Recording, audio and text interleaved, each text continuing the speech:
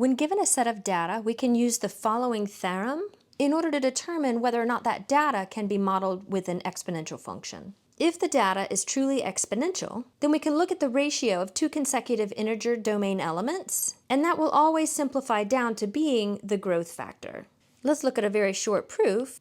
We start by letting f be an exponential function, and then we want to consider that function evaluated at x plus 1. F at x plus 1 would be c times a raised to the x plus 1 power. So then we notice that f evaluated at x plus 1 taken in ratio with the original function would be c times a raised to the x plus 1 over c times a raised to the x. A raised to the x plus 1 is the same thing as a to the x times a, because when you multiply two things together with the same base, you add their exponents. And again, we have c times a to the x in the denominator.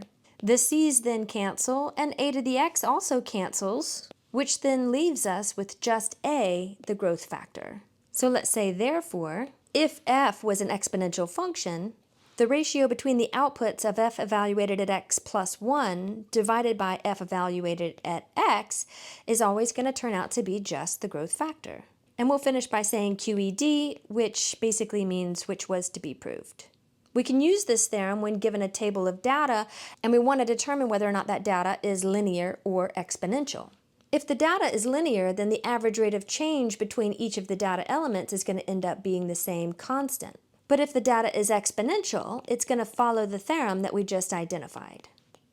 So since these domain elements are increasing by a positive 1 all the way down, let's let the initial x value be negative 1 so that x plus 1 is then the element 0. So if we want to fit this to the theorem, the function evaluated at x plus 1 would be the function evaluated at 0, and the function evaluated at x would be f evaluated at negative 1. F evaluated at 0 is 11, and f evaluated at negative 1 is 11 over 10. To divide fractions, we're going to multiply by the reciprocal of the denominator, and this product is then 10. So we need to do this all the way down the list so that we can compare these ratios. So our next value of x is going to be 0, and x plus 1 will then be 1. So now f at x plus 1 divided by f at x is going to be f evaluated at 1 divided by f evaluated at 0. F at 1 is 110, f at 0 is again 11, and 110 divided by 11 is 10. So far the data does appear to be exponential, but we have to test all the data elements in the list. So now we'll let x be 1, and x plus 1 will be 2.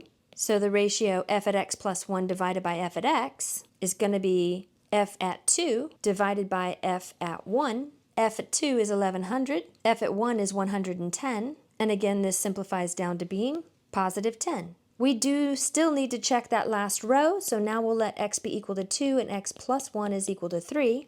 So our ratio f at x plus 1 divided by f at x is going to be f at 3 divided by f at 2. F at 3 is 11,000, f at 2 is 1100, which simplifies down to being 10. So now we've shown that the data is, yes, exponential, but now we need to find the equation that models that data. Remember, the value that the ratio simplifies to is the growth factor. So in the exponential function, c is going to be the initial value, a is the growth factor raised to the x power. The initial value is what we get when the domain element is 0. When 0 is plugged in for x, 11 is the initial value.